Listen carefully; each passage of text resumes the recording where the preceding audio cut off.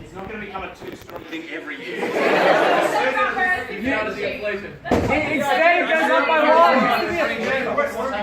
So there was something else. So there was something else I was going to do this year, but it actually really upsets me every time I do it. Who's read the Twits? So the first chapter about the Twits. Does anyone remember? Vaguely, yeah. Has stuff about a beard. Sorry? Has stuff about a beard. It does. It says about how dirty people are with beards.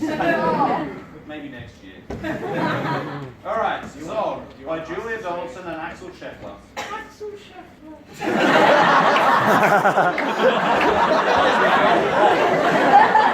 Came out of the dog. Now you're gonna have to. Oh, this one you can't see. Turn off the light. Adjust the light. Turn off the light. Yeah. Guys, turn off the light. Go to sleep. That's not the way. Let's go. It's a different kind of bad angle. That's the bloodlust film. Oh my god. That was wrong for everyone. Alright, I'm just going to have to read this one and you'll just have to... Trust you? Yeah, I know about that. It's not rhythm, people. These people can read it right. Madame Dragon ran a school many moons ago. She taught young dragons all the things that dragons need to know. Sort of like CSS. Zog, the biggest dragon, I think that's probably Moss, was the keenest one by far. He tried his hardest every day to win a golden star. It's just going to get better and better.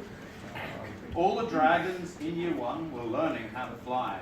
Hi, said Madame Dragon, way up in the sky. Now that you've been shown, you can practice on your own. You'll all be expert flyers by the time you're fully grown. Zog went off to practice, flying fast and free. He soared and swooped and looped the loop, then crashed into a tree. I've seen some code of it like this in the last couple of days. We're not covered by medical. Dragon down. I didn't ask you to call out if I meant you. Just then, a little girl came by. Oh, please don't cry, she said. Perhaps you'd like a nice sticky plaster for your head. That's Tim, by the way.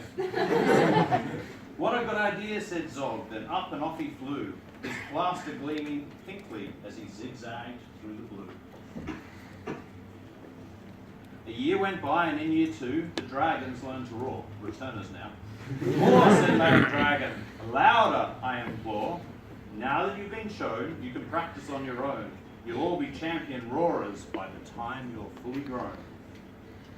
Zog went off to practice. He roared with fearsome force. He kept it up for hours on end, but then his throat grew hoarse. Just then the girl came by again. Stalker. She said, "What? Perhaps you'd like a nice soothing peppermint to suck." What a good idea, said Zog. Then up and off he flew, and breathing fumes of peppermint, he zigzagged through the blue. Feel free to join in at the end of that line. Next time I feel like you can come in. Okay, here we go. Wait for it. You're not doing the whole thing. Last 3 letters. Can't be fully grown. You're not ready. A year went by, and in year 3, the dragons learned to blow. No, said Madame Dragon, breathe out fire, not snow. I don't believe that line. There's something wrong about the biology there. Yep, okay. Now that you've been shown, I've got to go faster. You can practice on your own. You'll all be breathing bonfires by the time you're fully grown. Zog, Zog went off to practice. He blew with all his might. He twirled around in triumph, and his wingtip caught alive. It's here, people.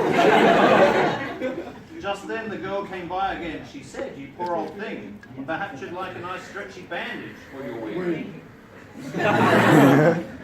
What a good idea, said Zog. Then up and off he flew, his bandage flapping wildly as he zigzagged through the blue. All the year 4 dragons were learning, can you guess? Yes, said Madame Dragon, how to capture a princess. Now that you've been shown, you can practice on your own. You'll need to capture hundreds by the time you're fully grown. Zog went off to practice. He tried and tried and tried, but he simply couldn't manage. I'm no good at this, he cried. Oh my god, you know that!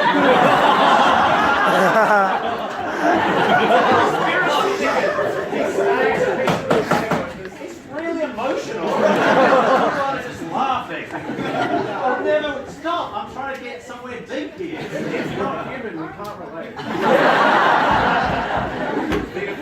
And this, because you can't relate, this is the kind of thing humans do to animals. I'll never win a golden star. Just then he saw the girl. Perhaps, she said, you'd like to capture me. I'm Princess Pearl. I know, you didn't guess you could solve that problem, did you? What a good idea, said Zog. Then up and off he flew, the princess gripping tightly as they Zigzag through the blue! Thank God. Ah, said Madame Dragon, our first princess so far.